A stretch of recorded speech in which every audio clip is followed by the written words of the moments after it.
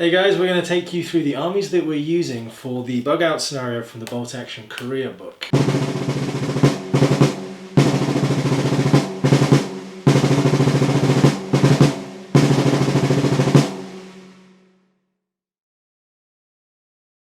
So I'm going to be talking about my force along with Charlie and his force. Charlie, do you want to tell us a bit about the forces that we're using today? Yes, so Bolt Action Korea is a brand new book for Bolt Action, and it's completely self-contained. So all you need is a Bolt Action rulebook, Bolt Action Korea, because all of the army lists you will use are in the Bolt Action Korea book. In fact, half of the book is taken up with completely new army lists. One of which is here. The Korean People's Army of North Korea. Yeah, which is the army that I'll be using. It is indeed, yes. And then I'm taking the United Nations, United States force. I've largely got Marines on the table, a nice brand new tank. But I think let's start with the Marines, because that's something people will be a little bit more familiar with. We can get through those nice and quickly, and then we can talk about the well, you do still have some units with some newer abilities in there as well. Yeah. In fact, let's start with the brand new unit for the UN. It's the Veteran NCO. So it's exactly what it sounds like. It's an NCO, he comes as veteran, but what he does is he gives a buff to your HQ, upgrading them. So if you've got a second lieutenant, it upgrades them to a first. If you've got a first, it upgrades them to the next level, and so on and so forth, allowing you to take a lower lieutenant and still get the benefits from having him. It's just something a little bit more interesting. So I've opted to take the Veteran NCO. So you did that as almost like a point saving, point spending exercise. Yeah, you'd probably spend a little bit more than you save, but I'm getting another order dice. Yeah, so does he give you another dice? Yes. Exactly, yes. Okay. So I've then got a two-man second lieutenant and partner. I've got a regular medic.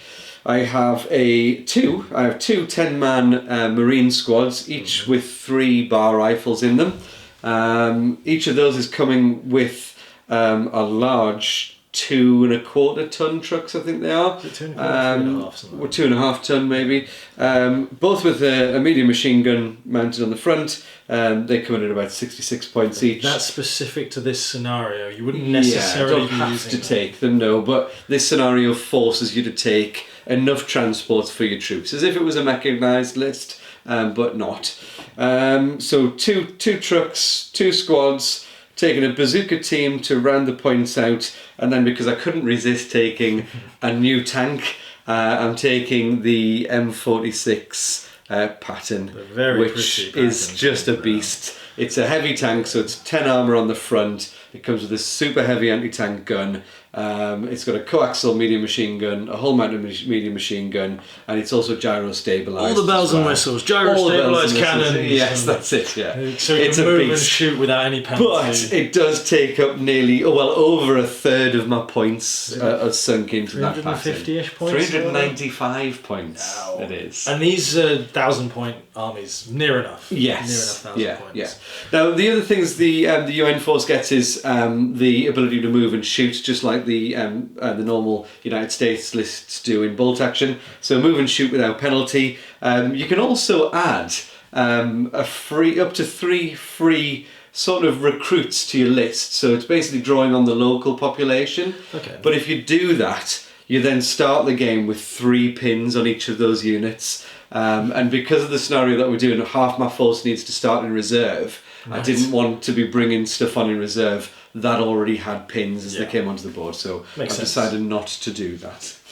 So all in all, we've got quite a mobile force. Very mobile force. Hard-hitting tank. Yeah. Hard-hitting bazooka squad. Yeah. And the plan is to get, obviously the objective for me is to get across the board, and I'm going lengthways, so I need that mobility. So I'm going to be set up here, defending from the centre. So my force sets up in the centre. It does, yeah. With half of it rounded down. Yeah. The rest of mine come on as reserves from the side, whilst Charlie sets up at this end of the board. Yeah. With his forces coming on as reserves towards trying to get past the midpoint or off the back of the board. Exactly. So defending the table, defending this ground, and the checkpoint in the middle is your Korean People's Army. And these are all the new models. This is all the new models. So the reasoning behind this force is just to take all the new shiny stuff. Yes. Yeah, pretty much. Yeah. So and it's worked out pretty well, actually. It has. Yeah. So we've got a nice mix. We've got a support team which comes out the support box, which is your HQ, your flag bearer. You actually took... Technically, yeah, this guy's from the SMG squad. He is, yeah, because you took the actual HQ soldier as a commissar. Yeah, I wanted to use him as the commissar, which is the guy that obviously stands behind them and ensures they do what they're supposed to be doing. Indeed. When they fail their rally test, he puts one of them down. They try it again. They try it again, yes. When it breaks test. And if you don't have to rally, it's another guy on the field, which is another dice in the dice bag for you. That is true. So we've got, to round out the HQ, you've got a medic. Where's your medic? He's hiding somewhere amongst everybody else. He is somewhere. There he is. There's your medic. Oh yeah, I put them close to each other. Yeah. Forward observer. Oops. Broken my tank already. So yeah, the medic's striding forwards there valiantly into action. Really nice sculpt on that as well. Yeah, so just to clarify, because Rich keeps interrupting my list chat here. So we've got HQ with a flag, we've got a forward observer, forward artillery observer, a medic and a commissar. So that's rounding out your HQ units. Yeah. You can only take a forward artillery observer. There wasn't the option for a forward air observer. No.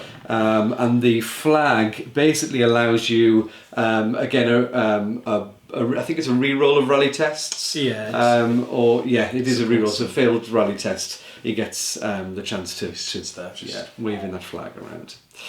And then you've got your troops. So you've got let's start with the Lmg squad. So it's a 10-man Lmg squad with 2 LMGs. The rest of the guys all armed with rifles. And 2 loaders. 2 loaders for the LMGs.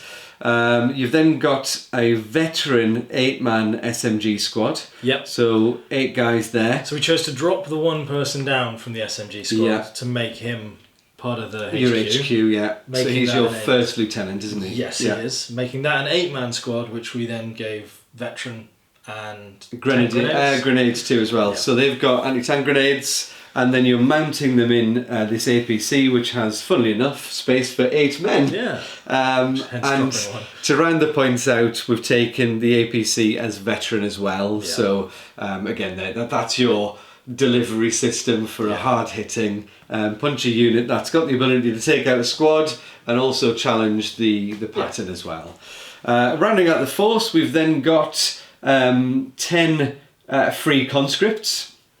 Yeah, so that's one of my special rules, isn't it? It is, yes. I can take 10 free unit. Well, a unit of 10 conscripts. Yeah. So they're green, they're shirkers, so they've got to pass an order test whether they're pinned or not. And obviously if they're green, they get a chance of upgrading to regular when they take their first casualty. Yeah. So that's these guys. All rifle guys is how they are kitted. Yes, and then we've got a medium machine gun team, because why wouldn't you? Yeah. Medium machine gun teams are quite handy, especially when you're defending a position, and a medium mortar team for throwing down some shells, keeping me mobile, stopping me from sitting down and hunkering down in any positions. Mm-hmm. And then finally, a good old T-34 85, which Rich has popped the turret off. It does sit.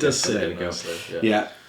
So everything in your squad is regular, bar the SMGs, the truck that they're riding in, medic. the APC, the commissar is inexperienced, and the medic is veteran. He's a veteran medic. Yeah. And that rounds out the 2 forces. Quite nicely, yeah. It is quite, cool. I'm excited about playing the game. I'm worried about how many more men you have than me. Well, I mean, one of the reasons we put the tank in was because I didn't want to have to paint another 10 men. So needs must, These aren't optimal lists. These are lists that we wanted to play with rather than lists we felt we should play with. So. So the only thing left to do now is to get in our setup positions. So I know exactly what I'm going to be doing. Yeah. Charlie needs to deal with it. Let's get stuck in. Cool. If you want to watch the full battle report, you can watch it.